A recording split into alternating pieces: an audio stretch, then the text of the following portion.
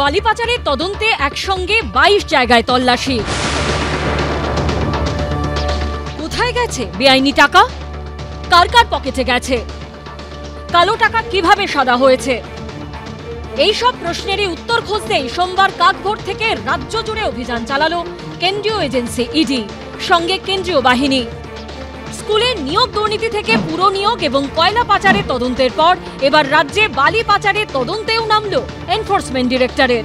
রাজ্য পুলিশের করা এফআইআর এর ভিত্তিতে ইসিআইআর দায়ের করে বেহালায় জিডি মাইনিং প্রাইভেট লিমিটেডের অফিস থেকে শুরু করে রিজেন্ট কলোনিতে রাষ্ট্রায়ত্ত বীমা সংস্থার এজেন্টের বাড়ি, জিডি মাইনিং এর সল্টলেকের দপ্তরের পাশাপাশি ঝাড়গ্রাম, মেদিনীপুর, খেজুরি, নদিয়ার কল্যাণী সহ বিভিন্ন জায়গায় ছোড়ো অভিযান চালালো কেন্দ্রীয় তদন্তকারী সংস্থা।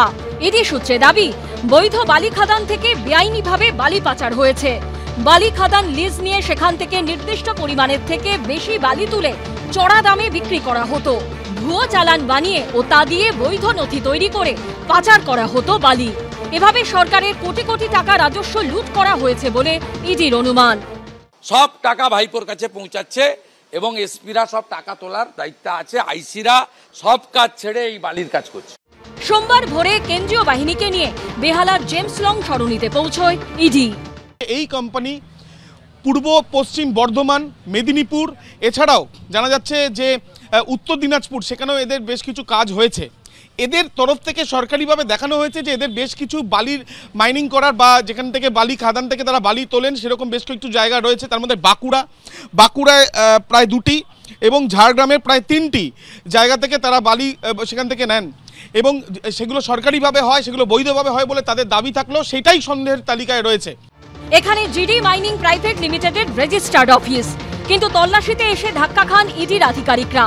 গোটা এলাকায় বিদ্যুৎ সংযোগ থাকলেও সংস্থার অফিসে বিদ্যুৎ না থাকায় দুপুর গড়িয়ে গেলেও তল্লাশি শুরু করা যায়নি। শেষমেশ বিকেলে বিদ্যুৎ সংযোগ আসার পর কেন্দ্রীয় তদন্তকারীরা ভেতরে ঢোকেন।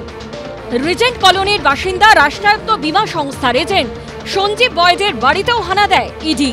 বালি পাচারের কালো টাকা কি বীমাতে লাগানো হয়েছে? উঠছে প্রশ্ন।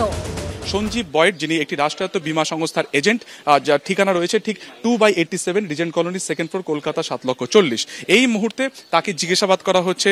সল্টলেক সেক্টর 5-এ ব্যবসায়ী অরুণ সরাফের সংস্থা জিডি মাইনিং প্রাইভেট লিমিটেডের হেড অফিস। ইডি সূত্রে দাবি, এখান থেকেই গোটা কারবার নিয়ন্ত্রণ করা হতো। আমরা রয়েছি সেক্টর 5-এ। এই বিল্ডিংয়ে অফিস রয়েছে জিডি মাইনিং প্রাইভেট লিমিটেড।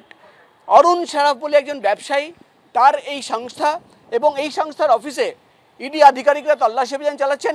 সল্টলেকের এফএ ব্লকে ব্যবসায়ী অরুণ সরাফের বাড়িতেও এদিন তল্লাশি চালায় ইডি।